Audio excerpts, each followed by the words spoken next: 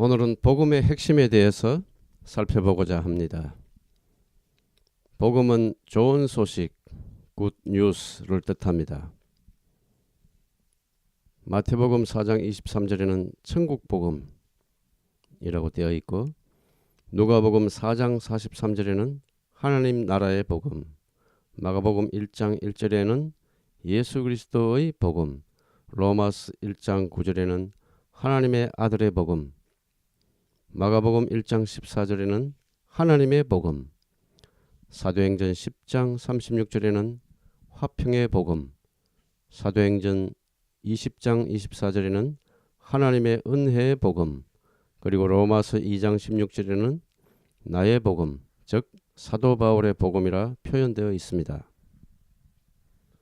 복음의 핵심은 예수 그리스도 안에서 이루어진 일, 곧 그리스도의 십자가와 부활이며 그 죽으심과 부활에 우리가 믿음으로 연합된다는 것이며, 또한 그런 우리 안에 성령께서 내주하시고 임재하사 우리를 인도하고 사로잡으시고 우리와 대화하고 동행하신다는 것입니다.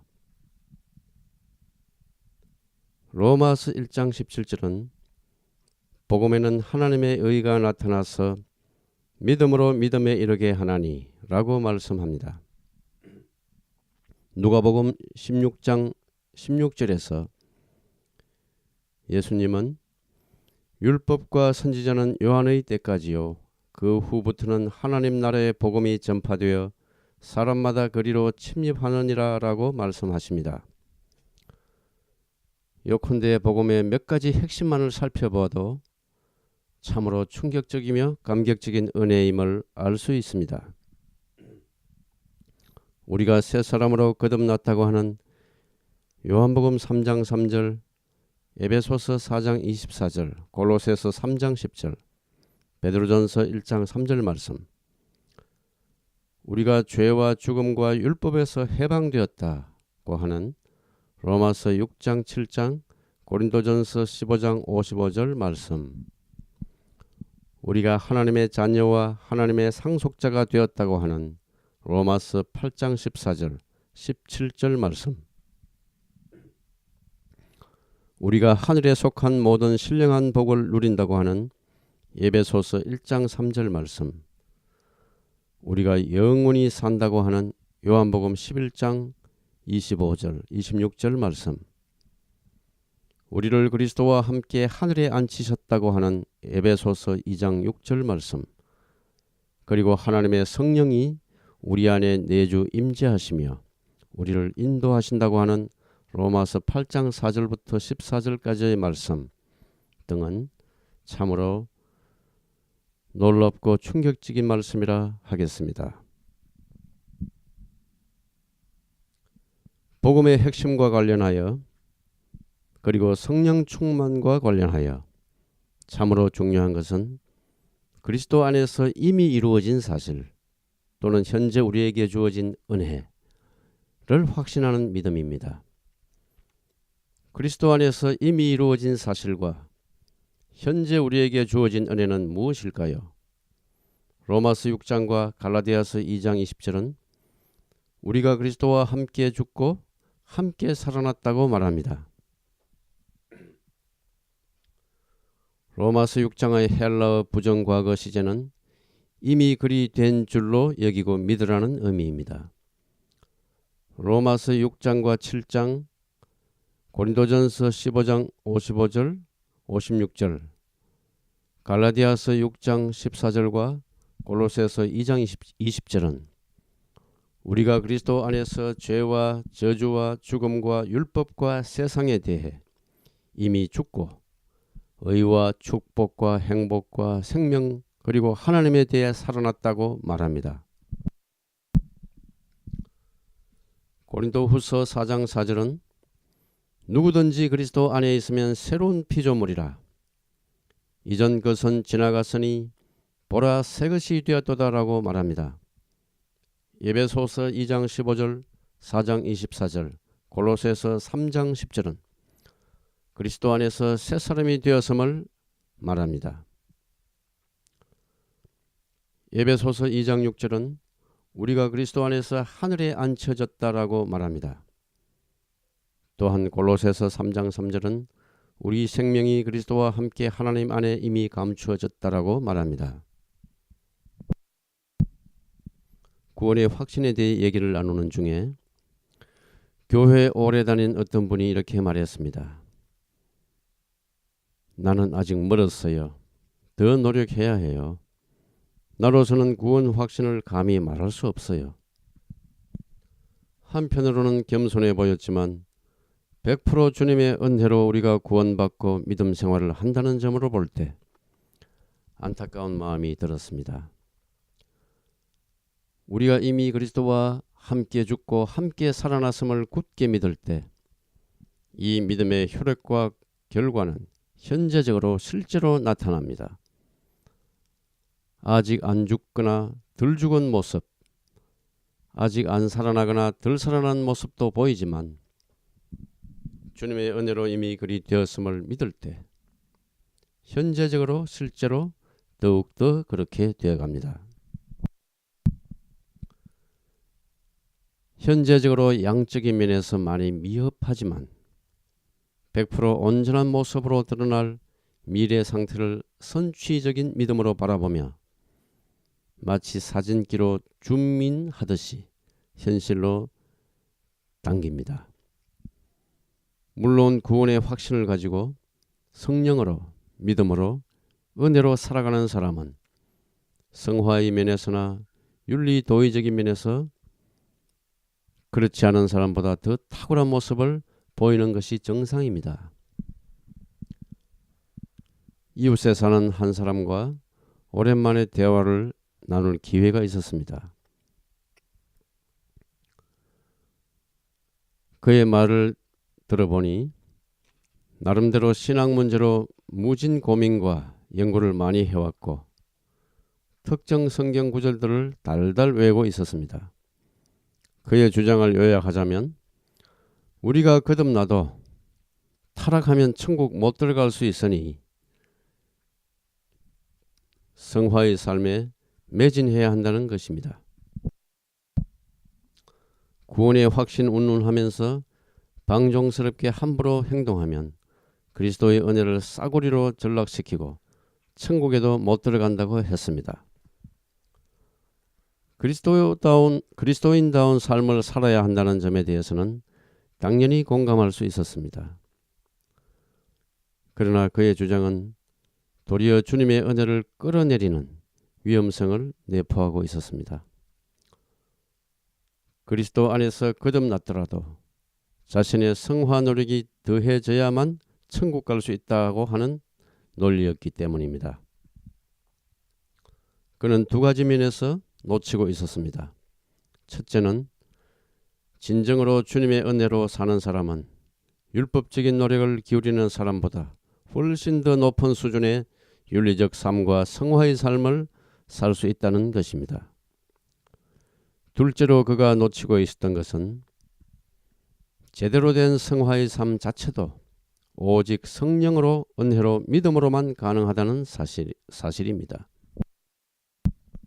더욱이 그는 천국에 들어가는 무리에 포함되도록 노력해야 한다면서 계시록에 나오는 14만 4천에 포함되어야 한다느니 짐승의 표를 받아서는 안 된다느니 거듭남은 영의 구원이고 성화는 혼의 구원이라느니 하는 등의 신학적으로 문제가 있는 이론들을 굳게 신봉하고 있었습니다.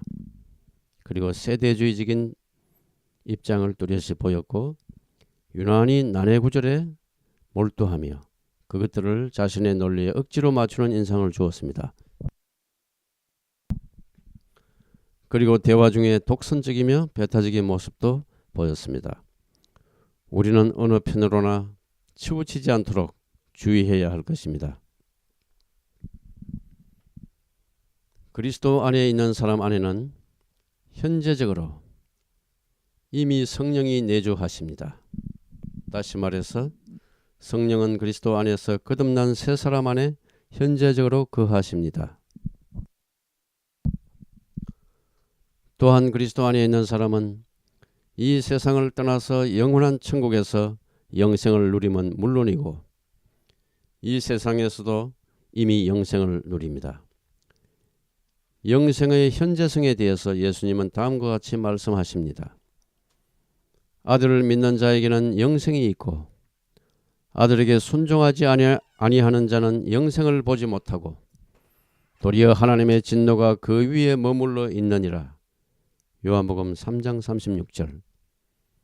내가 진실로 진실로 너희에게 이르노니 내 말을 듣고 또 나 보내신 이를 믿는 자는 영생을 얻었고 심판에 이르지 아니하나니 사망에서 생명으로 옮겼느니라.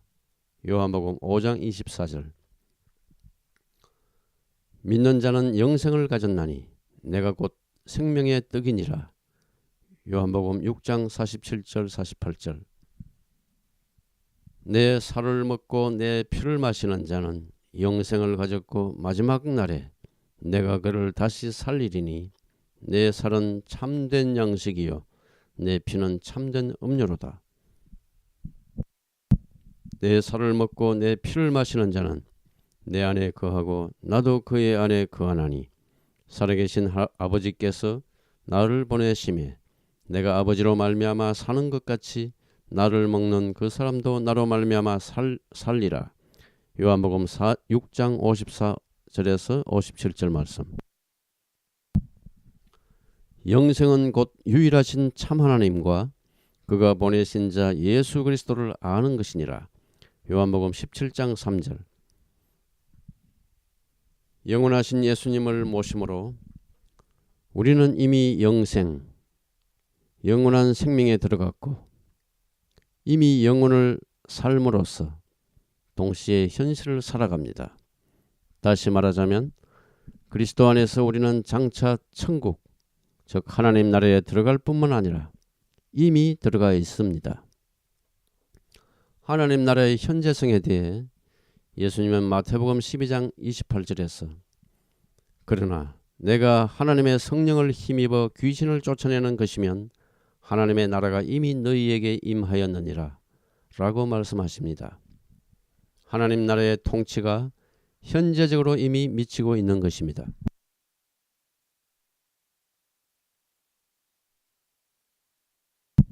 그리스도 안에서에 대해서 추가적으로 살펴보고자 합니다. 그리스도 안에서라는 말은 복음의 핵심이자 바울 신학의 핵심이기도 합니다. 에베소서 1장 4절은 하나님이 창세전에 그리스도 안에서 우리를 택하셨다고 말합니다. 로마서 5장 12절부터 21절까지 6장 8절, 8장 17절, 고린도후서 5장 14, 15절, 갈라디아서 2장 20절, 에베소서 2장 5절, 빌립보서 1장 3절, 4절, 골로새서 2장 12절, 20절, 3장 1절, 3절, 히브리서 3장 14절에서는 그리스도께서 우리를 대신하셨고 우리는 그리스도와 함께함을 가르칩니다. 갈라디아서 2장 20절은 우리가 그리스도 안에서 십자가에 못 박혔다고 말합니다. 로마서 8장 1절은 그리스도 안에 있는 자에게는 결코 정죄함이 없음을 선언합니다. 에베소서 1장 7절, 골로새서 1장 14절은 우리가 그리스도 안에서 구속 곧 죄사함을 받았다라고 말합니다.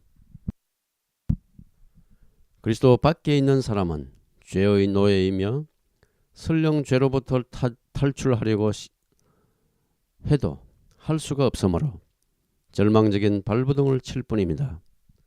그리스도 안에 있는 사람은 죄에서 완전히 벗어났음을 믿습니다. 또한 그 사실을 믿음으로써 현실적으로도 죄에서 점점 더 멀어집니다. 그리스도 밖의 모습이 점점 사라지고 약해지는 것입니다. 그리스도 안의 삶은 은혜로 믿음으로 성령으로 사는 삶입니다. 또한 그리스도 안에라는 말은 그리스도와의 신비한 연합을 뜻합니다. 내가 그리스도 안에 있고 그리스도께서 내 안에 계셔서 하나가 되는 것입니다. 요한복음 14장 20절 말씀입니다.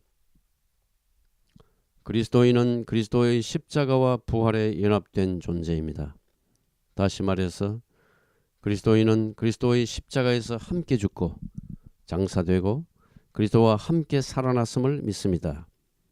로마서 6장 4절, 갈라디아서 2장 20절, 에베소서 2장 4절에서 6절 말씀입니다. 따라서 그리스도인은 그리스도와 연합되어 성령과 동행하는 신비하고 놀라운 은혜의 삶, 놀랍고도 가슴 벅찬 삶을 살아갑니다. 로마서 6장 8장에 나오는 말씀입니다. 그리스도인은 영원한 새 생명으로 하나님의 자녀와 상속자로 거듭났습니다. 요한복음 3장 16절, 6장 54, 56절, 17장 3절, 로마서 6장 4절, 8장 14절에서 17절, 고린도후서 4장 10절을 참조하시기 바랍니다. 이제 새 사람으로서 위의 것을, 천상의 것을 추구합니다. 골로새서 3장 1절에서 10절에 나옵니다.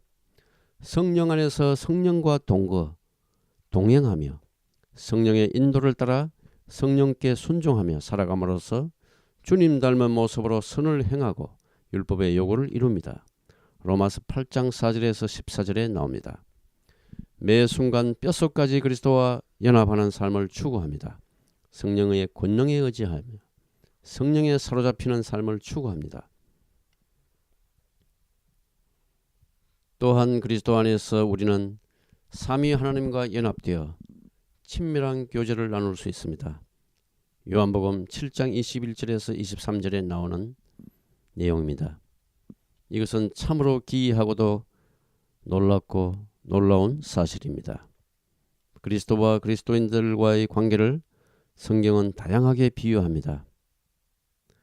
에베소서 4장 15절 등에서는 한 몸으로, 한 생명체로 또는 머리와 몸에, 요한복음 3장 29절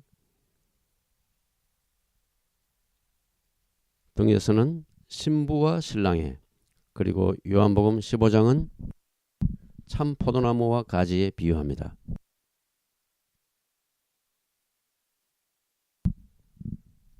그리스도 안에서 어떻게 죄 문제가 해결되는지를 살펴보고자 합니다. 죄 문제 해결은 참으로 중요합니다. 죄는 하나님과의 관계와 사람들과의 관계를 파괴하며 상대방에게 크나큰 고통과 상실감과 비통함을 주고 결국 자신도 심판과 파멸에 이르게 합니다. 죄를 정확히 규정하고 거기서 벗어나며 그것을 제압하는 것은 인생의 가장 크고 중요한 일이라 하겠습니다. 죄의 뿌리는 그 얼마나 깊은지 모릅니다. 마치 온몸의 모든 세포에 전이된 암과도 같습니다. 발바닥에서 머리까지 성한 곳이 없이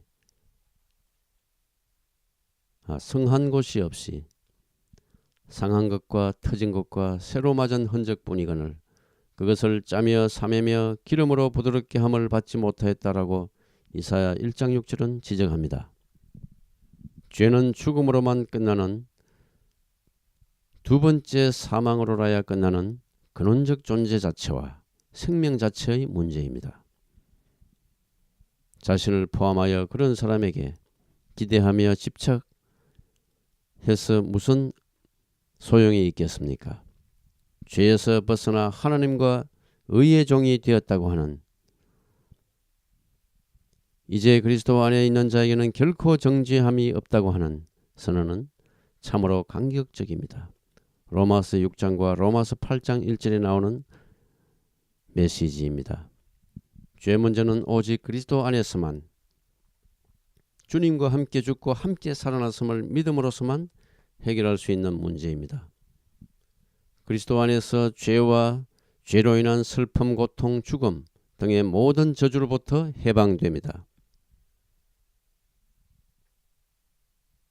그리고 중요한 것은 지금 죄에서 벗어나고 새 사람으로 능력 있게 살아가는 것입니다. 어떻게 하면 그리할 수 있을까요?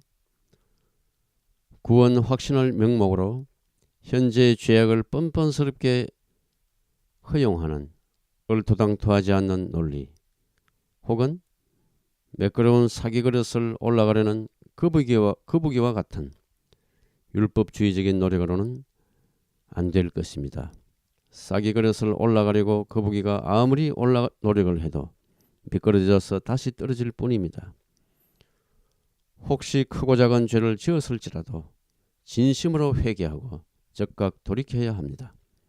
사탄은 우리로 하여금 죄의 도구가 되어 죄를 범하고 자책하며 좌절에 빠져 영적으로 무기력해지고 믿음에서마저 떠나게 하려고 사탄은 발버둥을 칩니다. 그러나 우리는 주님의 은혜를 의지하여 회복해야 하며 더욱 철저히 죄에서 벗어나 의의 종, 주님의 종으로 회복되어야 합니다. 오라 우리가 서로 변론하자. 너희 죄가 주홍 같을지라도 눈과 같이 희어질 것이요 진홍같이 붉을지라도 양털같이 희게 되리라 라고 이사야 1장 18절에서 말씀합니다. 죄에 대해 뻔뻔스러워짐이 아니라 이런 죄마저 용서해 주시는 주님의 은혜에 눈물로 감사하고 죄에 대해서 더욱 치를 떨며 내 죄의 징벌을 대신 당하신 주님의 은혜에 더욱 감격하여 그 은혜를 더욱 철저히 붙드는 것입니다. 악은 어떤 모양이라도 버리고 넘어지지 않도록 항상 경계하며 깨어 기도하고 오직 성령 충만으로 죄악을 원천적으로 막아내야 할 것입니다. 지금까지 우리는 그리스도 안에서 일어난 일을 중심으로 복음의 핵심에 대해서 살펴보았습니다. 이 메시지를 들으시는 모든 분들에게 이 놀라운 복음에 대한 믿음과 성령 충만의 은혜가 영원토록 함께하기를 바랍니다. 아멘.